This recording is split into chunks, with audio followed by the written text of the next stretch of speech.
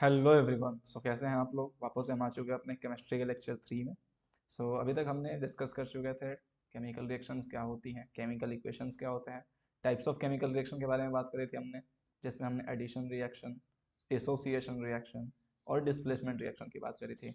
अब एक रिएक्शन की एक बहुत ही इंपॉर्टेंट टाइप होती है जिसे हम बोलते हैं रेडॉक्स रिएक्शन। ठीक है, तो हम इस लेक्चर में रेडॉक्स रिएक्शन के बारे में बात करने वाले हैं। Without any further do let's start. Okay, so क्या होता है रेडॉक्स रिएक्शन? तो देख लेते हैं। Redox reaction consist of two words, red और ऑक्स। रेड और ऑक्स, लाल बैल मत बोल देना इसे भाई। रेड मीन्स लाल, ऑक्स मीन्स बैल, ऐसा मत बोलना। रेड मीन्स रिडक्शन और ox means oxidation. Okay, two word से मिलकर बना हुआ है रेड और ऑक्स। रेड किस चीज को दिखाता है? रिडक्शन को। और ऑक्स किस चीज को दिखाता है? ऑक्सीडेशन को। अच्छा भाई, क्या होता है रिडक्शन और ऑक्सीडेशन? सो जो भी रिडॉक्स रिएक्शन होती है वो दो चीजों के कॉम्बिनेशन से बनती है, that is reduction and oxidation. तो रिडॉक्स रिएक्शन में दो प्रोसेस हो रही होती है, एक रिडक्शन हो रहा होता है और दूसरा ऑक्सीडेशन होता है। अब अगर हम ये समझ जाए कि रिडक्शन क्या होता है और ऑक्सीडेशन क्या होता है, तो सीधी सी बात है, हमें रेडॉक्स रिएक्शन के बारे में पता चल जाएगा।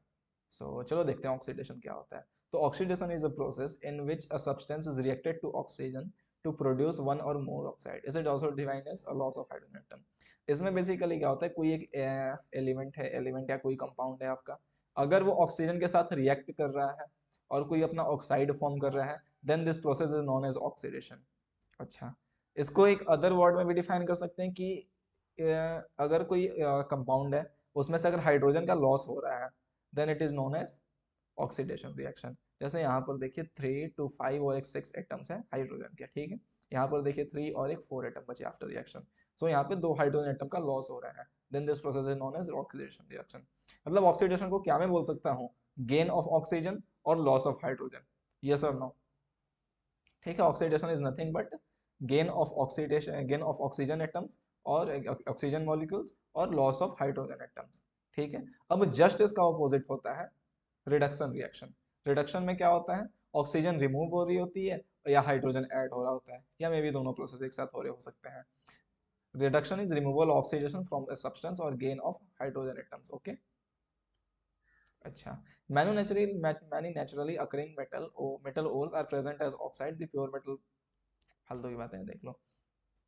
Iron is obtained from iron oxide and by reacting carbon at high temperature. सीधी सी बात है, कोई भी जो मेटल होते हैं ना, वो डायरेक्ट मेटल तो एग्जिस्ट नहीं करेगा। डायरेक्ट अगर नेचुरल में देखा जाए, मेटल कहीं से आता होगा, तो कहाँ से आता है? बेसिकली उसका लिए हम मेटलर्जी प्रोसेस कर रहे होते हैं, मेटलर्जी प्रोसेस के थ्रू हमें प्राप्त होती है मेटल। तो मेटल कैसे निकलती है? वो अपनी ऑक्साइड के फॉर्म में एग्जिस्ट करती है नेचर में।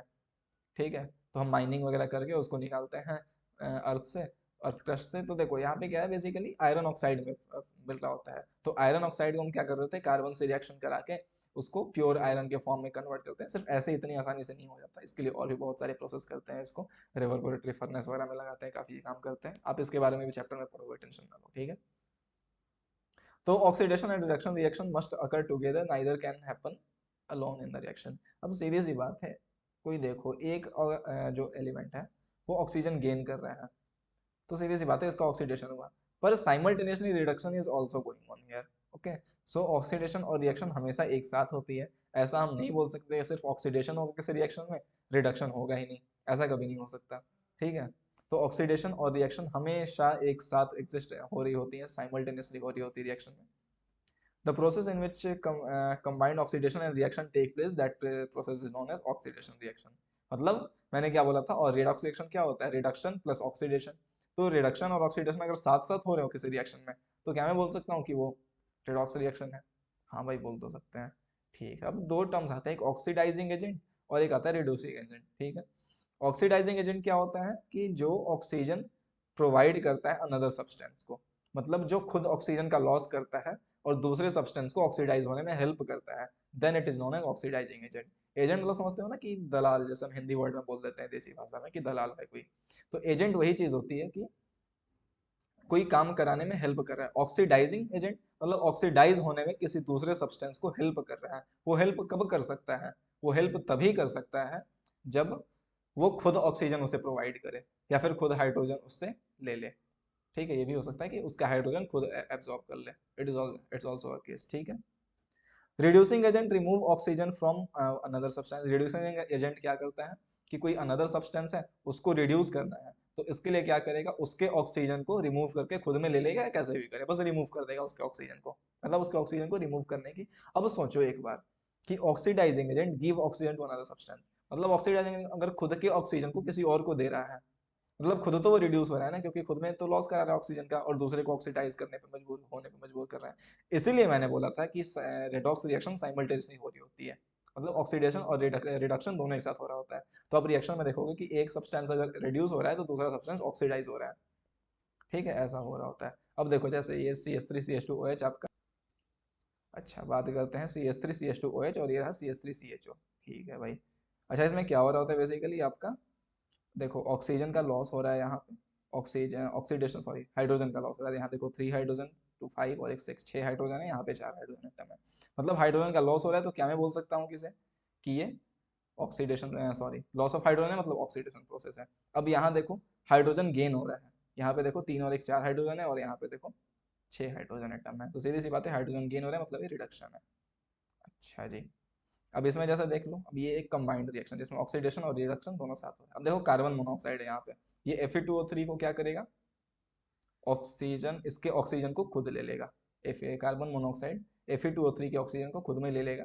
तो ये ऑक्सीड क्या बोलते हैं, खुद को ऑक्सीडाइज कर रहा है और इसको रिड्यूस कर रहा है, ठीक है। यहाँ पे इसका ऑक्सीजन लॉस हो रहा है, तो क्या बोल सकता है Fe2O3 का रिडक्शन हो रहा है, हाँ बोल सकते हैं। अच्छा कार्बन मोनोऑक्साइड को देखो तो ये ऑक्सीजन गेन कर रहा है, अगर ये ऑक्सीजन गेन कर रहा है मतलब ये खुद को ऑक्सीडाइज कर रहा है। अच्छा ये जब ऑक्सीडाइज कर रहा है खुद को, मतलब ये इसके ऑक्सीजन को ये ले रहा है, ध्यान से सुनना, इसके ऑक्सीजन को ये ले रहा है, इसका मतलब इसको रिड्यूस कौन कर रहा है, ये कर रहा है। तो ये रिड्यूसिंग एजेंट है Fe2O3 के लिए। और मैंने क्या बोला था, रिड्यूसिंग एजेंट जो होता है वो खुद ऑक्सीडाइज हो रहा होता है। क्या मेरी बात क्लियर है, फिर से सुनो, ध्यान से सुनना। यहाँ देखो Fe2O3 है, यहाँ कार्बन मोनोऑक्साइड है, Fe2O3 क्या हो रहा है, रिडक्शन प्रोसेस हो रहा है। ये समझ में आया कैसे हो रहा है, क्योंकि इसमें ऑक्सीजन का लॉस हो रहा है। हाँ भाई इतना क्लियर है। अच्छा कार्बन मोनोऑक्साइड देखो ऑक्सीडाइज हो रहा है, क्यों, क्योंकि इसमें ऑक्सीजन का एडिशन हो रहा है या ऑक्सीजन गेन कर रहा है, हाँ भाई गेन कर रहा है। ये कार्बन मोनोऑक्साइड में ऑक्सीजन कहाँ से है, इस वाले Fe2O3 का ऑक्सीजन आया। तो क्या मैं बोल सकता हूँ, कार्बन मोनोऑक्साइड Fe2O3 का ऑक्सीजन खुद में ले रहा है, हाँ ये बात सही है, ठीक है। इतनी बात समझ में आई, कार्बन मोनोऑक्साइड Fe2O3 का ऑक्सीजन खुद में ले रहा है, हाँ ठीक है, इतना बात क्लियर है। तो इसको रिड्यूस कौन कर रहा है, कार्बन मोनोऑक्साइड, हाँ इसके ऑक्सीजन को ये ले रहा है ना, तो इसको रिड्यूस होने में हेल्प कर रहा है ये। तो क्या मैं बोल सकता हूँ, carbon monoxide is reducing agent for Fe2O3, हाँ भाई बात तो सही है। अच्छा उसी तरह देखो, क्या मैं बोल सकता हूँ, ये अब इसे ऑक्सीडाइज होना है, और इसने इसको ऑक्सीजन प्रोवाइड करा, Fe2O3 ने कार्बन मोनोऑक्साइड को ऑक्सीजन प्रोवाइड करा। तो क्या मैं बोल सकता हूँ, Fe2O3 is oxidising agent for carbon monoxide. क्या मेरी बात क्लियर है, अगर नहीं आया तो दोबारा से वीडियो को रिवाइंड करो और वापस से सुनो इस बात को, बहुत गहरी बात है ये, ठीक है। तो कार्बन मोनोऑक्साइड के लिए ऑक्सीडाइजिंग एजेंट कौन सा हुआ, Fe2O3, और Fe2O3 के लिए रिड्यूसिंग एजेंट कौन सा हुआ, CO। अच्छा एक बात मैंने और बोली थी पीछे स्लाइड में, कि जो ऑक्सीडाइज होता है ना दैट इज रिड्यूसिंग एजेंट। अच्छा जो रिड्यूसिंग एजेंट होता है वो खुद ऑक्सीडाइज हो रहा होता है, रिड्यूसिंग एजेंट खुद ऑक्सीडाइज हो रहा होता है। देखो कैसे, रिड्यूसिंग एजेंट कौन था यहाँ पे, कार्बन मोनोऑक्साइड, क्योंकि इसने Fe2O3 को रिड्यूस करा। अच्छा ये जो रिड्यूस हो रहा है क्या वो खुद को ऑक्सीडाइज कर रहा है, ऑक्सीडाइज कर रहा है, एग्जाम्पल से क्लियर है। और जो ऑक्सीडाइजिंग एजेंट होता है वो खुद को रिड्यूस कर रहा होता है। क्या मेरी सारी बातें क्लियर है इतनी, अगर नहीं समझ में आया है दोबारा से वीडियो को रिवाइंड करके ढंग से देखो, मैं एक बार फिर से रिकैप कर देता हूँ। क्या होता है ऑक्सीडाइजिंग एजेंट, क्या होता है रिड्यूसिंग एजेंट। ऑक्सीडाइजिंग एजेंट जो दूसरे को ऑक्सीडाइज करे और खुद को रिड्यूस करे। अच्छा रिड्यूसिंग एजेंट जो दूसरे को रिड्यूस करे और खुद को ऑक्सीडाइज करे। अच्छा तो यहाँ देखो इसके ऑक्सीजन को कौन ले रहा है, कार्बन मोनोऑक्साइड, तो इसको ऑक्सीडाइज कौन करवा रहा है, कार्बन मोनोऑक्साइड। तो इसके लिए सॉरी सॉरी इसके ऑक्सीजन को कौन ले रहा है, कार्बन मोनोऑक्साइड, तो इसको रिड्यूस कौन कर रहा है, कार्बन मोनोऑक्साइड। तो इसके लिए रिड्यूसिंग एजेंट कौन सा हुआ, कार्बन मोनोऑक्साइड। अच्छा अब कार्बन मोनोऑक्साइड को ऑक्सीजन दे कौन रहा है, Fe2O3। तो एफ कार्बन मोनोऑक्साइड को ऑक्सीडाइज होने में हेल्प कौन कर रहा है, Fe2O3। तो कार्बन मोनोऑक्साइड का ऑक्सीडाइजिंग एजेंट कौन सा हुआ, Fe2O3। अच्छा जो Fe2O3 है वो खुद को रिड्यूस कर रहा है, हाँ कर रहा है, मतलब ये जो ऑक्सीडाइजिंग एजेंट है वो खुद को रिड्यूस कर रहा है, हाँ कर रहा है, बात तो सही है। अच्छा जो कार्बन मोनोऑक्साइड है मतलब जो रिड्यूसिंग एजेंट है वो खुद को ऑक्सीडाइज कर रहा है। क्या इतनी बात क्लियर है? अगर इतनी बात क्लियर हो गई तो समझो कि आज की वीडियो का मोटिव पूरा हो गया। बस इतना ही समझाना था मेरे को इस वीडियो में। बाकी आगे देख लो, एग्जांपल दे रखा है, the equation below shows above example of triangle. ठीक है, देख लो भाई, CuO प्लस Mg है। अब देखो यहाँ पे फिर से देख लो, इसमें CuO है, देखो कॉपर 2 प्लस और Mg। अब कॉपर में क्या हुआ देखो, CuO का Mg जो है, CuO में ऑक्सीजन जो है वो मैग्नीशियम को गया, कॉपर से ऑक्सीजन मैग्नीशियम में ट्रांसफर हुआ। तो ऑक्सीजन का गेन किसका हो रहा है? ऑक्सीजन का गेन किस में हो रहा है? मैग्नीशियम में। ये लॉस ऑफ इलेक्ट्रॉन वगैरह कॉन्सेप्ट अभी रहने दो, ये आप लोग आगे हायर हायर क्लासेस में पढ़ोगे। ठीक है, ये भी आपको कॉन्सेप्ट आपके सिलेबस से बाहर की चीज़ है। ठीक है, ये मैंने एक एग्जांपल इंटरनेट से ढूंढ लिया था, एक बस लगा दिया। ठीक है, तो इलेक्ट्रॉन गेन इलेक्ट्रॉन लॉस वगैरह पे टेंशन मत लो। बाकी मैं बता दूं कि जिसमें इलेक्ट्रॉन गेन हो रहा होता है दैट प्रोसेस इज रिडक्शन, जिसमें इलेक्ट्रॉन लॉस हो रहा होता है दैट प्रोसेस इज ऑक्सीडेशन। तो इलेक्ट्रॉन लॉस होगा, देखो अभी इलेक्ट्रॉन लॉस हो रहा है तो इसका मतलब पॉजिटिव चार्ज जनरेट होगा, क्योंकि इलेक्ट्रॉन पे नेगेटिव चार्ज होता है, इसलिए लॉस ऑफ इलेक्ट्रॉन के द्वारा इस पर पॉजिटिव चार्ज इंक्रीज होगा। हाँ भाई, सीधी सी बात है कि पॉजिटिव चार्जेस और नेगेटिव चार्जेस दोनों बराबर बराबर है। अगर नेगेटिव चार्ज कम हो गया तो क्या बचेगा उसमें? सिर्फ पॉजिटिव चार्ज बचेगा ना, तो पॉजिटिव चार्ज आपको दिखा यहाँ पे। ठीक है, इसलिए मैं बोल रहा हूँ यहाँ पे लॉस ऑफ इलेक्ट्रॉन हो रहा है, that's why this process is oxidation.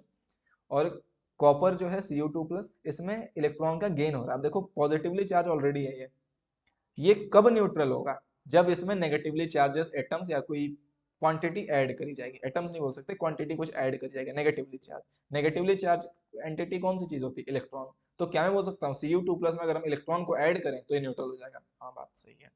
तो क्या मैं बोल सकता हूँ कि Cu2 प्लस में अगर मैं इलेक्ट्रॉन को ऐड करा तो क्या ये प्रोसेस रिडक्शन हुई? हाँ, हुई। अगर मैं Mg में इलेक्ट्रॉन का लॉस कराया तो क्या ये प्रोसेस ऑक्सीडेशन हुई? हाँ, हुई। बात ठीक है।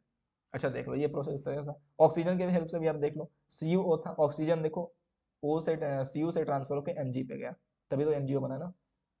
तो ऑक्सीजन का गेन किस में हो रहा है? मैग्नीशियम में। तो ऑक्सीडेशन किसका हो रहा है? मैग्नीशियम में। देखो ऑक्सीडेशन यहाँ भी हो रहा है इस मेथड से भी। दोनों मेथड से आप देख लो चीजें सेम होने वाली है। ठीक है, अच्छा ऑक्सीजन का लॉस किस पे हो रहा है? कॉपर ऑक्साइड पे, तो कॉपर ऑक्साइड रिड्यूस हो रहा है। ठीक है, एक कॉन्सेप्ट और है इसको समझने का। देखो भाई, जिस पे पॉजिटिव चार्ज बढ़ेगा दैट इज ऑक्सीडेशन। देखो जिस पे पॉजिटिव चार्ज बढ़ेगा दैट इज ऑक्सीडेशन, और जिस पे पॉजिटिव चार्ज घटेगा दैट इज रिडक्शन। सिंपल सी बात है। And vice versa is also true, मतलब जिस पे नेगेटिव चार्ज घटेगा दैट इज ऑक्सीडेशन, जिस पे नेगेटिव चार्ज बढ़ेगा दैट इज ऑक्सीडेशन। ठीक है, अब देखो यहाँ पॉजिटिव चार्ज के बारे में बात हुई है। देखो मैग्नीशियम में पॉजिटिव चार्ज बढ़ गया, 0 से 2 हो गया। यहाँ पे मैग्नीशियम में कितना चार्ज था? न्यूट्रल था, मतलब 0 था। यहाँ पे कितना चार्ज था? +2 है। तो किस में पॉजिटिव चार्जेस बढ़ रहे हैं? मैग्नीशियम में। Hence we can say that magnesium is oxidising है। अच्छा, Cu2 प्लस देखो, इसके पॉजिटिव चार्ज पहले +2 थे, अब यहाँ न्यूट्रल हो गया, मतलब 0 हो गया। तो पॉजिटिव चार्ज किस पे कम हो रहा है? Cu2 प्लस पे। अगर कम हो रहा है तो क्या मैं बोल सकता हूँ कि इसका रिडक्शन हो रहा है? हाँ, हो रहा है। तो 3 कॉन्सेप्ट मैंने बता दिए। एक कॉन्सेप्ट कि अगर ऑक्सीजन का गेन हो रहा हो या हाइड्रोजन का लॉस हो रहा हो तो मैं उसे ऑक्सीडेशन बोलूंगा, अदरवाइज रिडक्शन बोलूंगा। ठीक है, दूसरा कॉन्सेप्ट क्या था? इलेक्ट्रॉन गेन हो रहा हो then we can say that that is reduction process, और इलेक्ट्रॉन लॉस हो रहा हो देन इट इज ऑक्सीडेशन। अच्छा, इलेक्ट्रॉन क्या है? नेगेटिवली चार्ज, मतलब पॉजिटिवली चार्ज वाला खेल उल्टा होगा। मतलब क्या कि अगर पॉजिटिव चार्ज अगर बढ़ेगा तो ऑक्सीडेशन, और पॉजिटिव चार्ज अगर घटेगा तो रिडक्शन। क्या इतनी बात क्लियर है? यस और नो? ठीक है भाई, तो बस इतना ही बताना था आज की वीडियो में भाई। बस ढंग से समझ लेना चीज़ों को, मैंने बार बार रिवाइंड रिकैप कर करके बताया है। अगर फिर भी नहीं समझ में आया तो आप वीडियो को रिवाइंड करके देखना। अगर फिर भी समझ में नहीं आया आप कमेंट बॉक्स में डाउट लिखना, मैं आपके आंसर दूंगा। Okay, so thank you everyone for watching this video. मिलेंगे जल्द ही आपको नए लेक्चर में। सो ठीक है, तब तक के लिए पढ़ाई करते रहें। Bye bye, take care.